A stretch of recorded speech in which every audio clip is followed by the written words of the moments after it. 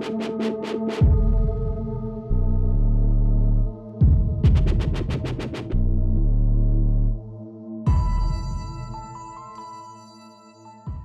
tourists never see this site, which is called Chinchero, about 40 minutes drive outside of Cusco, the capital of the Inca.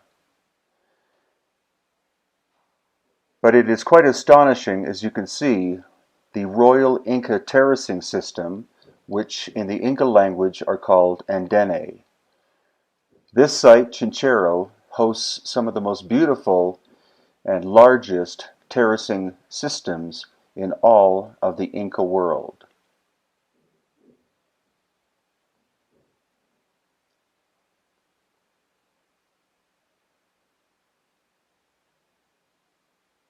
As seen, thanks to my quadcopter called Pachacutec.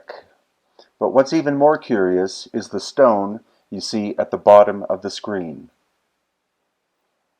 Now, what most archaeologists don't accept is the fact that whoever did this work was not the Inca, because the amount of erosion of the stone surfaces is excessive, most likely much more than would be capable in the course of only 500 to 1,000 years. And here we go. Once again, we're flying over the terracing system, and now over this strange cutout stone. It's not one of a kind. There are, in fact, hundreds, if not thousands, of these strange cut and shaped surfaces in the bedrock at every major Inca site, including Machu Picchu, and even at some of the minor sites. And what we believe, or at least what I believe, is that this work was done with lost ancient high technology thousands of years prior to the existence of the Inca in and around Cusco. The question, of course, is who were these people? The Inca were a very advanced civilization, especially as regards agriculture. You can see these beautiful terraces, again called andene, which they produced in profusion. They had so much agricultural capacity that they could easily feed all of their 15 million subjects and had enough stored to last for at least 4 years. That was part of the success of the great Inca culture, erroneously called an empire. But again, as the quadcopter approaches the large carved stone, you'll see how complex all of these strange features are.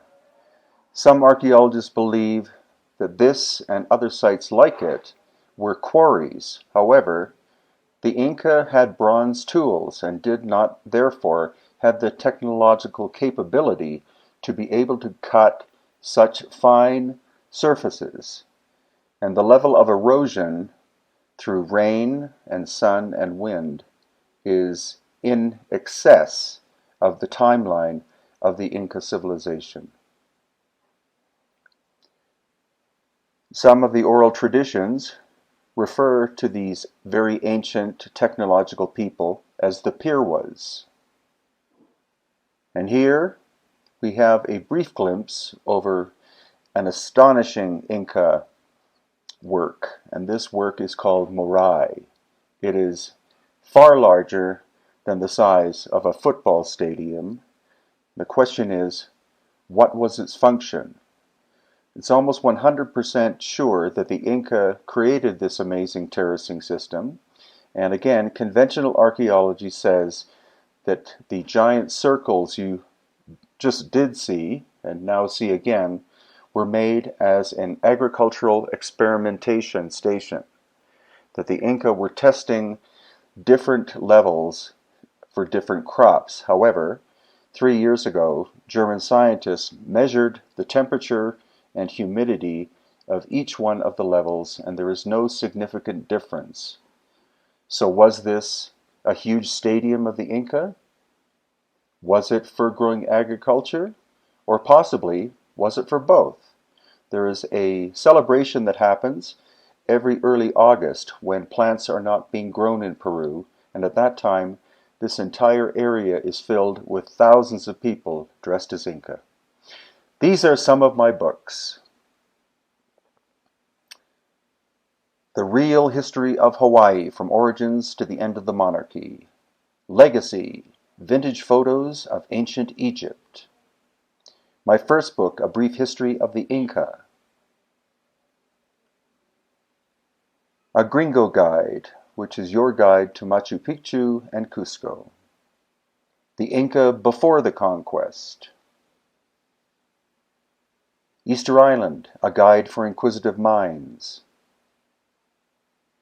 Beyond Machu Picchu, The Other Megalithic Monuments of Ancient Peru. Tiwanaku and Pumapunku, A Visitor's Guide. Crimson Horizon, The Mysterious Red-Haired Sea Kings of the Pacific. Inca Footprints, Walking Tours of Cusco and the Sacred Valley of Peru.